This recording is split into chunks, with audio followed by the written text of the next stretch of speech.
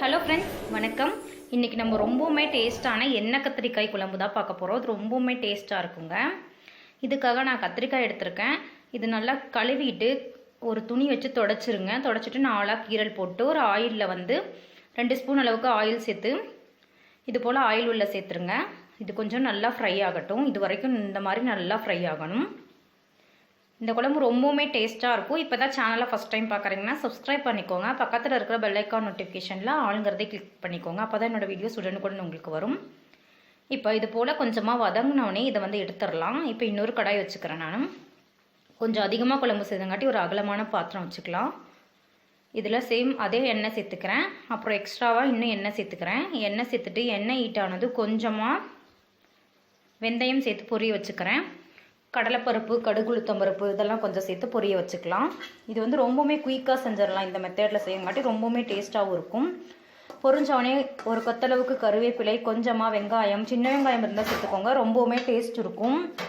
நான் இன்றைக்கி பெரிய வெங்காயம் தான் இருந்தால் அதை சேர்த்துருக்கேன். நல்லா சேர்த்து கண்ணாடி பதம் போல் வெங்காயத்தை வதக்கி விட்டுக்கோங்க. வெங்காயம் வதங்கினதும் ஒரே ஒரு பெரிய தக்காளி பழமாக எடுத்துக்கோங்க.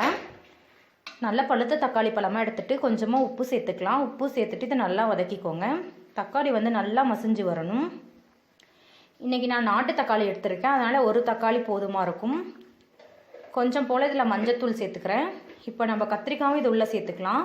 கத்திரிக்காய் லைட்டாக தான் வதங்கியிருக்கு. இன்னும் நம்மளுக்கு கத்திரிக்காய் வேகணும். அதுக்காக இந்த போட்டு நல்லா வதக்கிக்கோங்க. கத்திரிக்காய் சேர்த்துட்டு இதில் 1 ஸ்பூன் அளவுக்கு கொத்தமல்லி தூள், தனியாத்தூள் சேர்த்துக்கோங்க. காரத்துக்கு இன்றைக்கி காஷ்மீரி மிளகாய் தூள் தான் சேர்த்துருக்கேன். 1லேருந்து ஒரு 2 ஸ்பூன் வரைக்கும் சேர்த்துக்கலாம். இது கலர் கொடுக்கும், காரம் கம்மியாக தான் இருக்கும். இதுவும் சேர்த்துட்டு நல்லா இந்த கத்திரிக்காயோட சேர்கிற மாதிரி கொஞ்சம் வதக்கி விட்டுக்கலாம். வதக்கி விட்டுட்டு ஒரு 1/2 டம்ளர் போல் தண்ணி சேர்த்துட்டு இது நல்லா நம்ம கொதிக்க வைக்க போகிறோம். இப்போ தான் நம்மளுக்கு கத்திரிக்காய் வெந்து வரும்.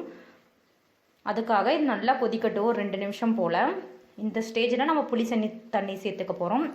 இல்லைன்னா ஃபஸ்ட்டே நம்ம புளி தண்ணி சேர்த்துட்டோம்னா கத்திரிக்காய் வேகாது. அதுக்காக நம்ம கொஞ்சம் வேக வச்சுட்டு வதக்கி வேக வச்சுட்டு புளி தண்ணி சேர்த்துக்கிறோம்.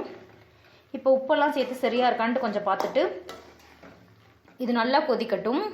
கொஞ்சம் வெயிட் பண்ணலாம். இது கொதித்தோடனே நம்ம கொஞ்சம் தேங்காய் ஒரு 4-5 கீத்து தேங்காய் ஒரு மிக்ஸி ஜாரில் அரைச்சி வச்சுருக்கேன். இதை இதில் சேர்த்துக்கலாம். அரைச்சிட்டு அந்த விழுது இதில் சேர்த்துக்கலாம்.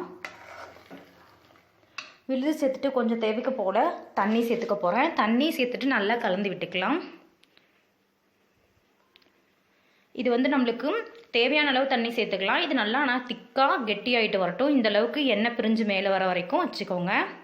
சூப்பரான சுவையான நம்மளோட எண்ணெய் கத்திரிக்காய் குழம்பு ரெடி ஆகிடுச்சு. இந்த மெத்தடில் நீங்களே செஞ்சு பாருங்கள். எப்படி வந்துச்சுன்னு கமெண்ட் செக்ஷனில் சொல்லுங்கள். வீடியோ பிடிச்சிருந்தா லைக் பண்ணுங்கள். யூஸ்ஃபுல்லாக இருந்தால் ஃப்ரெண்ட்ஸ் அண்ட் ரிலேட்டிவ்க்கு ஷேர்